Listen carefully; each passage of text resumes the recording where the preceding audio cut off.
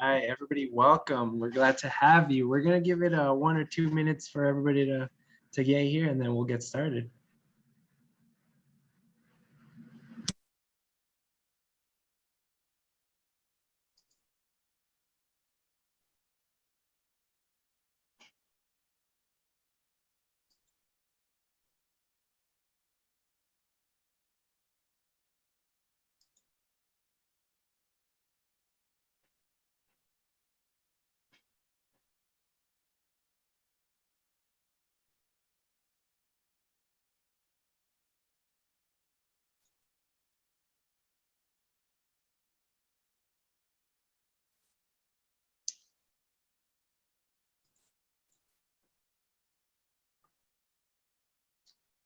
All right, I think some people will be trickling in, but we'll go ahead and get started.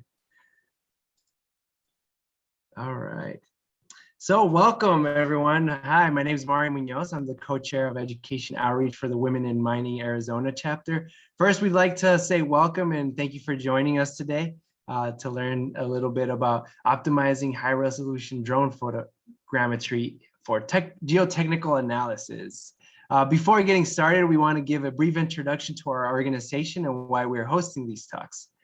The Women in Mining Arizona chapter, or WIM Arizona, is a nonprofit organization with several objectives, one of which is to educate our members and the public on technical, economic, regulatory, and other mining-related topics. To meet this commitment, we are hosting these monthly digging events. We also want to thank our sponsors, our WIM Arizona Platinum sponsor, Freeport-McMoRan, as well as Crow Industries, our payload sponsor for today. And we'll actually be turning it over to James to talk a little bit about Crow Industries. Great, thanks Mario. Hi everyone, my name is James Kroll. I'm the founder and CEO of Crow Industries. And at Crow Industries, we build tough, smart robots to optimize field operations. So the applications that CI specializes in are defense, mining, and exploration.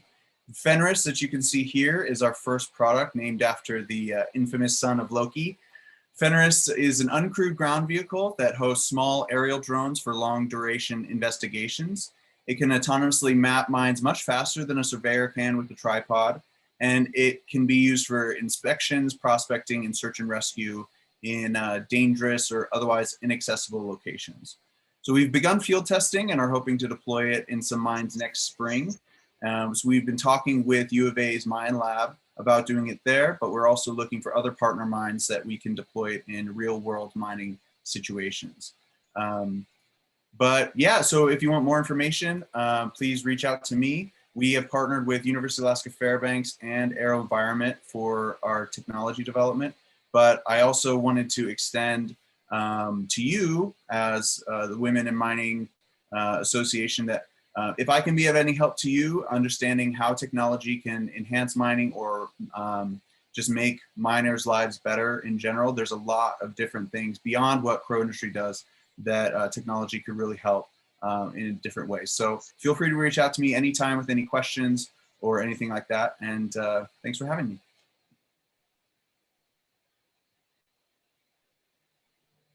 Awesome. Then now I'm going to pass it over to Megan, who's going to be introducing our speaker for today.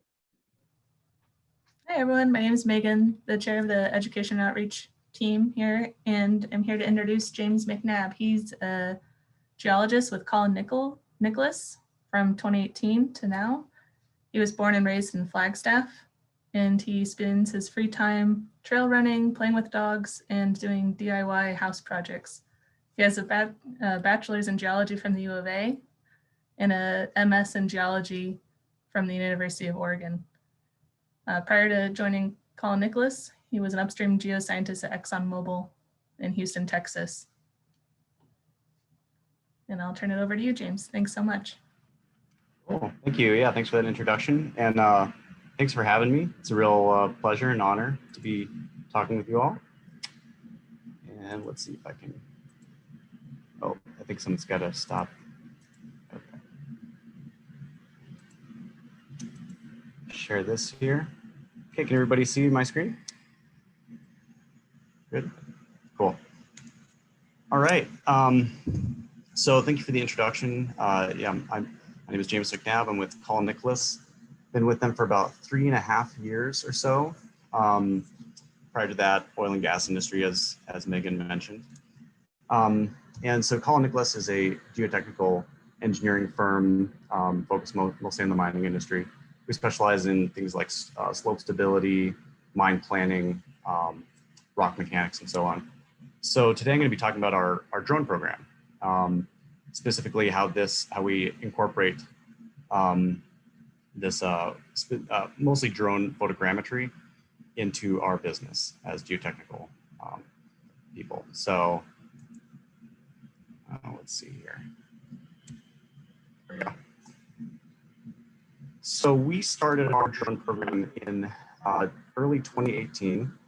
I think like most people, we saw drone technology kind of exploding over the past 5 to 10 years or so. Basically, every mine has a drone.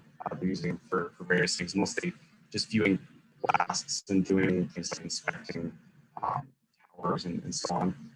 But we recognize that there seemed to be a lot of potential for our business as geotechnical engineers and geologists to potentially collect data.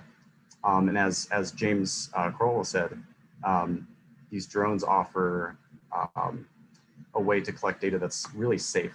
A lot of times we're out in these mines, we're hiking along, the base of high walls, collecting our geotechnical data, and we're as safe as we can be, but there's always potential for rattling and things like that.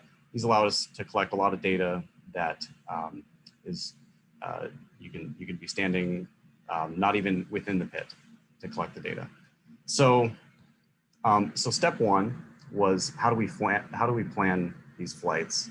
And specifically for us, we're interested in photogrammetry.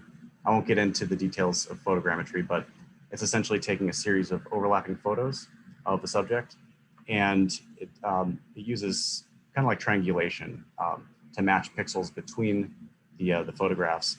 And ultimately, what it renders is a 3D representation of your subject. In our case, it's the ground. And you can see at the bottom right here is an example of that. Here's a mine high wall. This is a point cloud. So this is probably almost 1 billion points. You can see that they're true color. And above that, it's a little hard to see, but you can see there's the little dots where the drone was, where it was flying to take the images. So we looked at a lot of different flight planners out there. And for the most part, what we found is they just weren't adequate for what we needed to collect data for geotechnical analysis. So you can see this little schematic down here with the drone. Kind of the most basic flight planners had the drone flying at a constant elevation. And this doesn't work for us because we're flying over complex terrain. So if you're at the top of the pit, you go up 300 feet.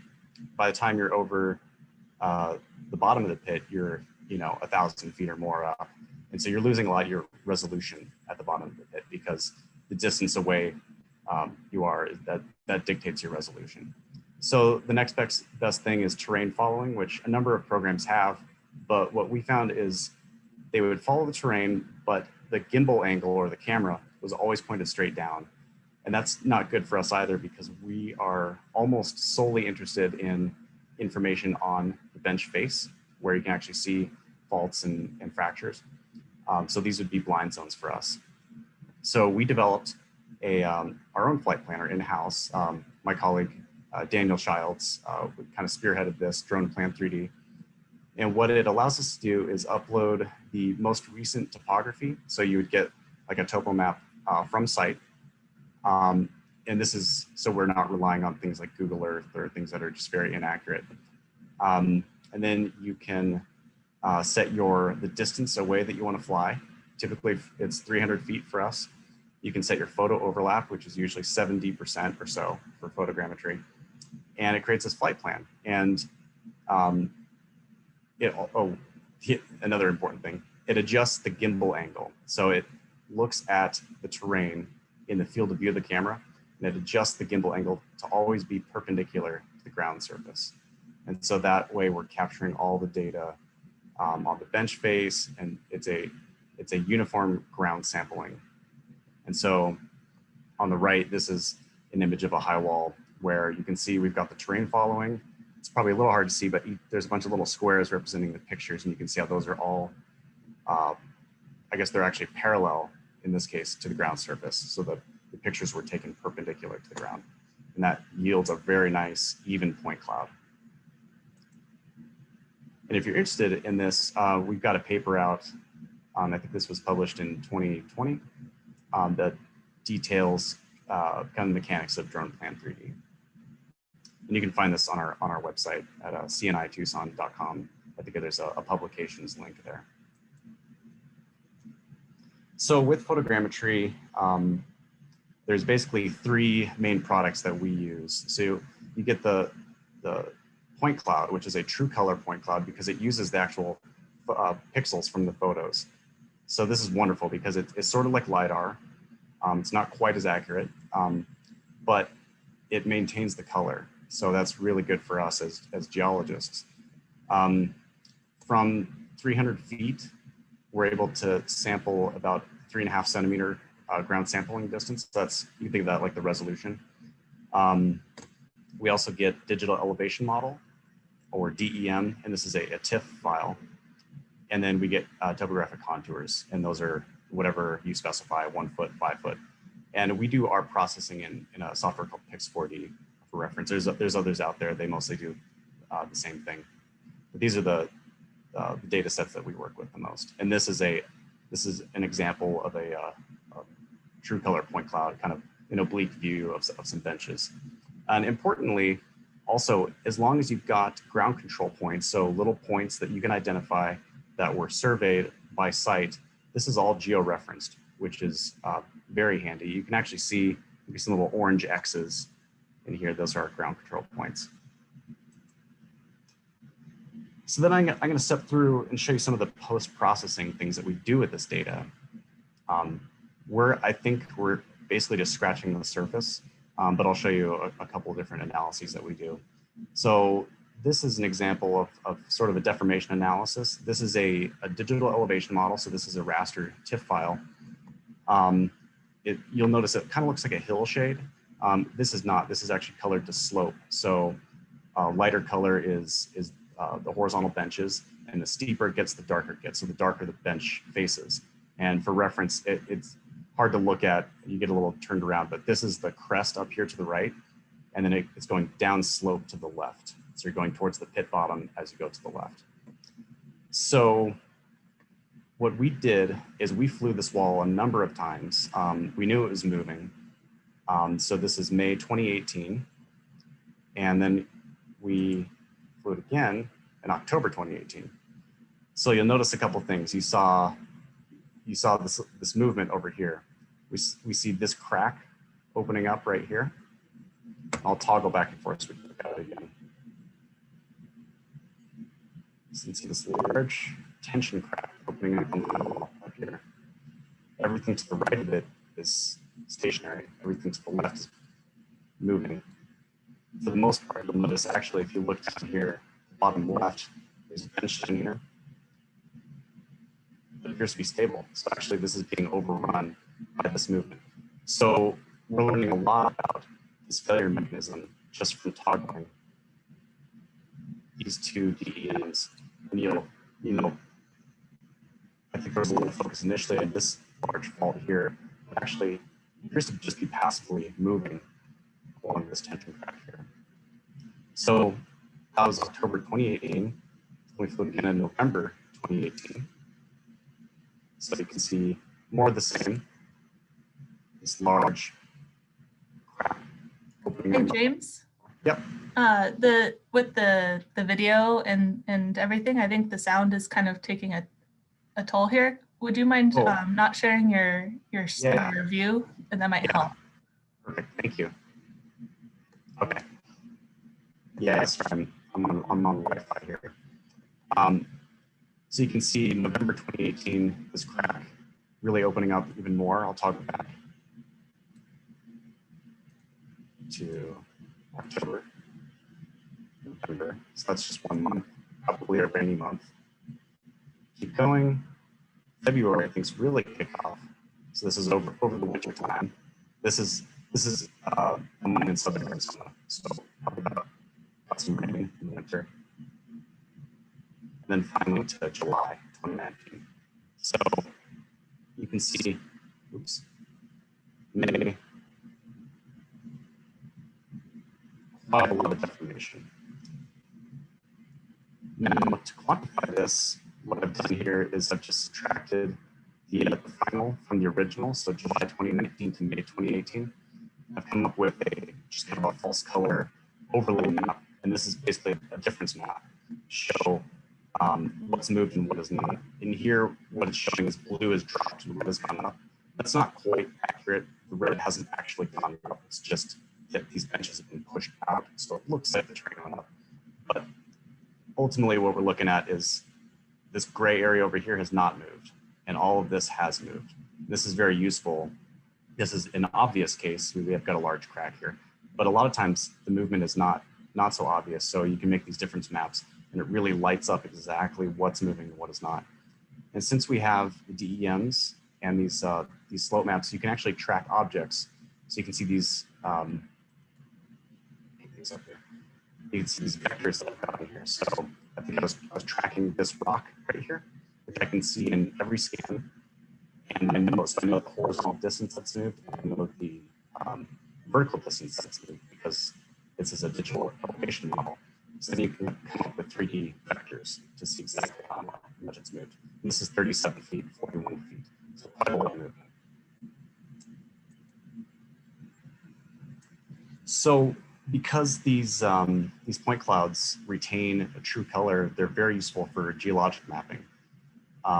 Here's a really stark example. I've got a nice geologic contact here. I was able to just draw a nice line right there. This is in 3 dimensions. I'm using the software Cloud Compare for this, which is, I don't recall the name of the comparable softwares, but it's basically, it allows you to load in point clouds in 3 dimensions and map on them and fit planes and points, lines, and polygons essentially. It's very useful, and it's free for those who want to try it out. So I'm able to draw my geologic contact. Here's a fault right here that I've digitized as well with the blue line, and I've also fit a plane to it, and that plane will give me the fault's orientation. And this takes all of several minutes to do, very fast. And then so this was part of a larger study that we did where we went through and did geologic mapping, did a lot of cell mapping as well, which I'll get into. And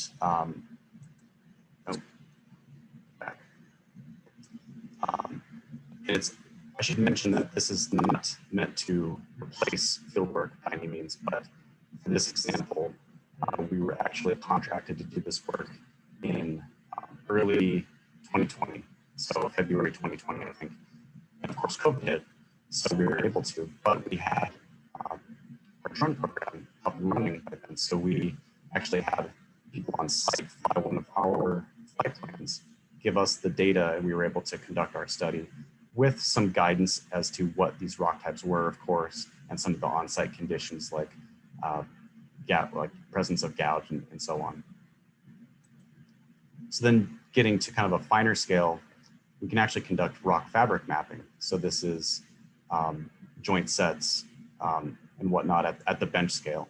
So this is I believe this is a 30 meter, maybe 15 meter tall bench. This is a really good example. Of course, I picked the cream of the crop for this one, but you can see all the nice joint sets here. And this is also in Cloud Compare. You can fit all of your planes. You can easily extract these orientations and throw them onto a stereo net. So you can see all these kind of plane shear or high angle releases. Nice tight clustering right there. I think I've actually got them labeled here. Yeah, so like these number ones right here, there's a cluster right there. So very, very useful for us here's another example of what I was just talking about with cell mapping. So this is one cell cutout. These are, I think, 12-meter tall benches. So we're able to get the bench face angle by fitting a plane. And we're able to get our joints and conduct cell mapping. And again, this is not meant to totally replace field work. The ideal scenario would be you'd fly a high wall with your drone, you'd go out there, you could maybe map a string of cells at the base or any other accessible benches, and you could get a feel for the rock, if there's any small scale like foliations that are hard to see in the point cloud and so on. And then essentially you'd have your ground truthing, and you would have an entire high wall of point cloud that you could go back and map on. So it really augments the data just by an immense amount. And so this was a study that we just published with ARMA, where this is when we were basically forced to do all of this remotely because of the COVID pandemic, and it worked quite well.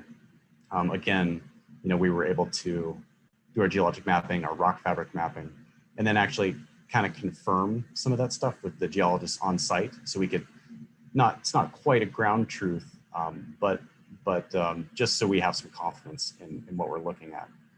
So this is also on our website, this publication. So this is just another utilization of this. We do a lot of bench audits.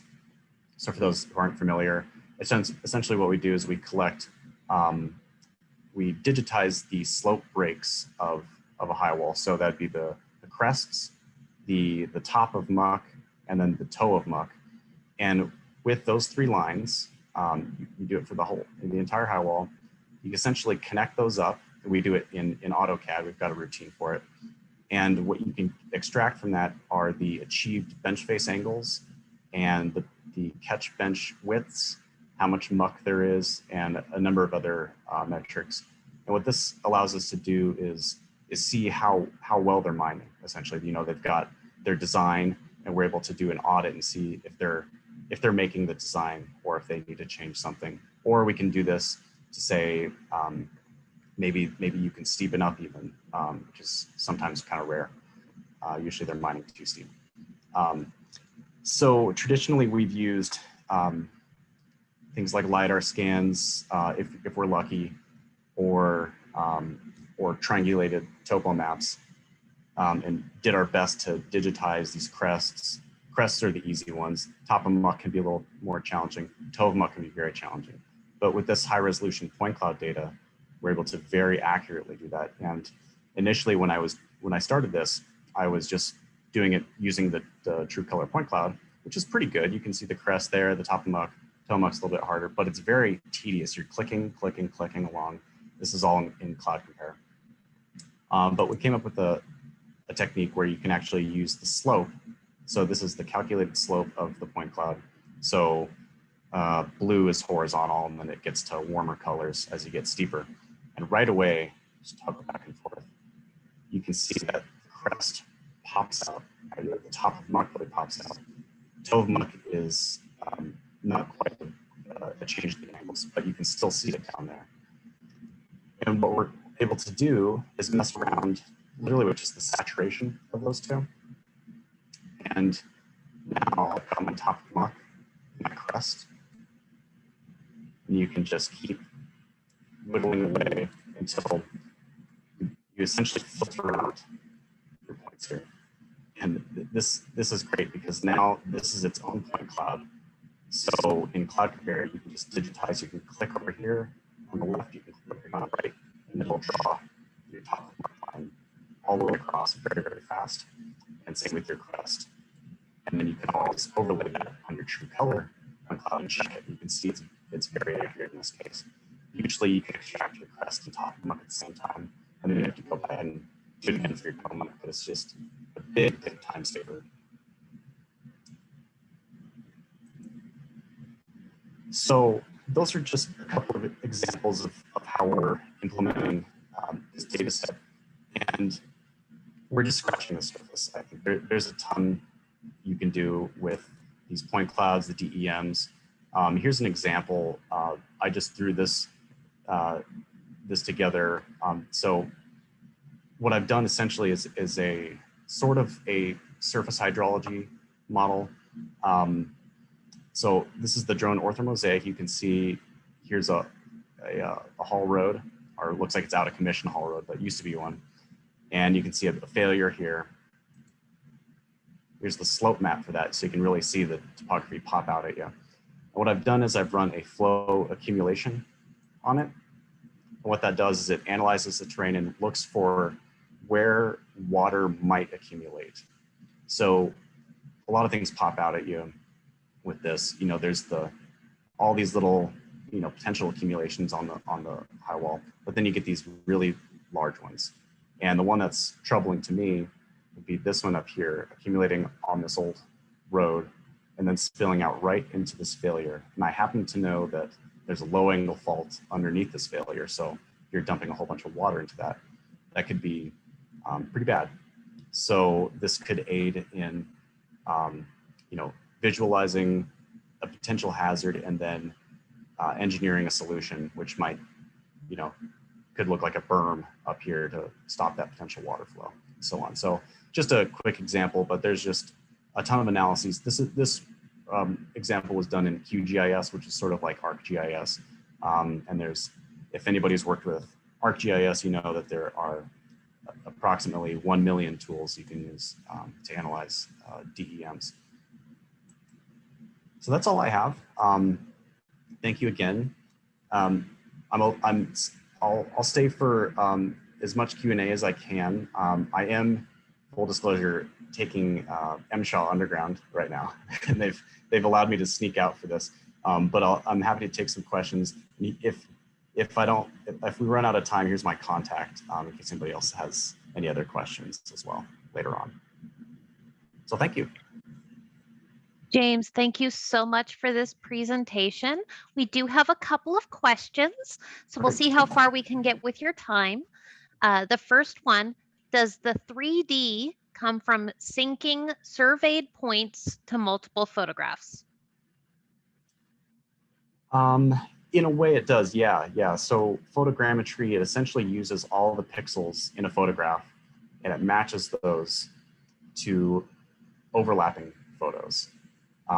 So this is all within the algorithm of Pix4D, the software that we use.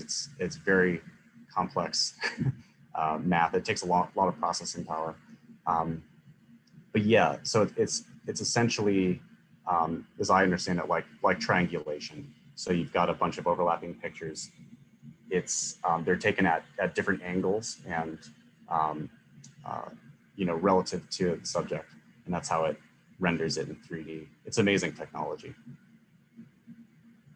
Okay. For the second question, bench audits integrate assays or grades as well as a question. Is that something that you could do once you had this information? Sorry, does it integrate grades? Yes. As in or grades? Correct. Yeah, the bench audit for us is purely looking at geometry. So what they planned to mine, what they're achieving. Unfortunately, we don't really deal a whole lot with ore grades. It very well could be used for that, but I'm really not sure. Okay, and the last question that we have in right now. Actually, we got two real quick. Have you done any audits on any run of mine stockpiles? No, but that is something that people do quite often.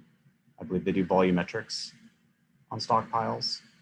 We haven't done that, but I know that's commonly done. And with photogrammetry, it's very fast. Okay. And how is this unique from using techniques in ArcGIS? Well, a lot of what I do actually is in GIS. I use QGIS, which is very similar. Cloud compare. So when I do the point cloud analysis, as far as I know, ArcGIS can't really handle 3D point clouds. So that's in a different software. But all of the digital elevation model analyses, that's all done in GIS. Well, it's good to know that there's, like you said, there's so many applications and ways to interact with ArcGIS to make all the technology work together. Yeah.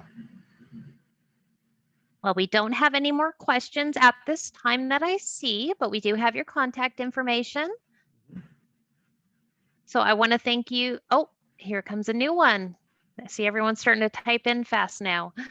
What kind of UAV are you using? And are you using a separate GPS unit to geotag the images? Yeah, good question. We use a basic Phantom 4 DJI. It's costs probably $1,200. The most expensive thing is probably all the batteries because we have to fly so many missions. There's an onboard GPS for that.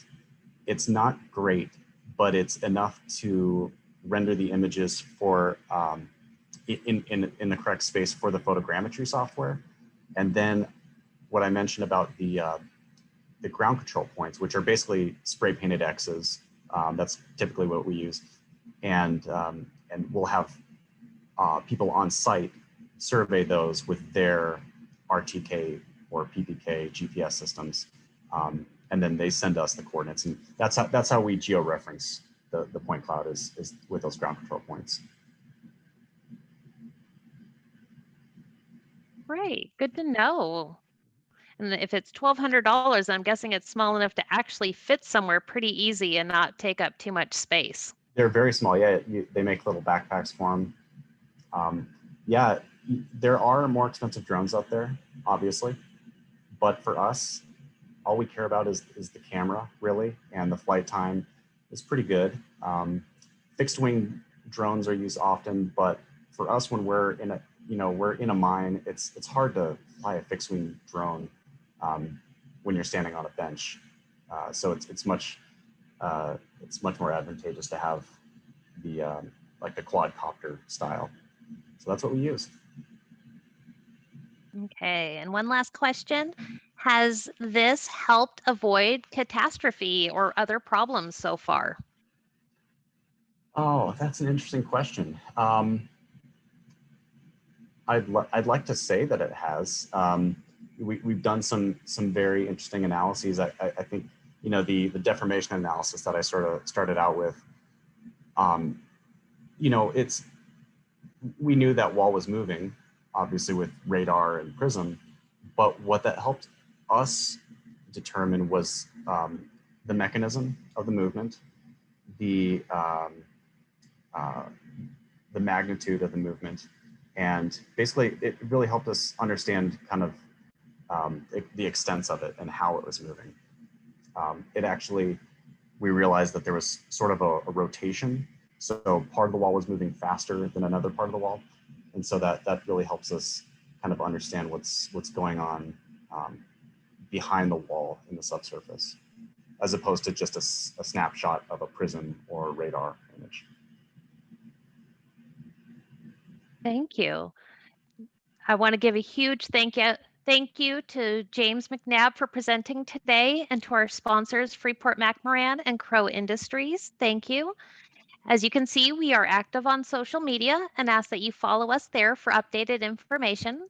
The group website is also updated on a regular basis with information that may be of interest.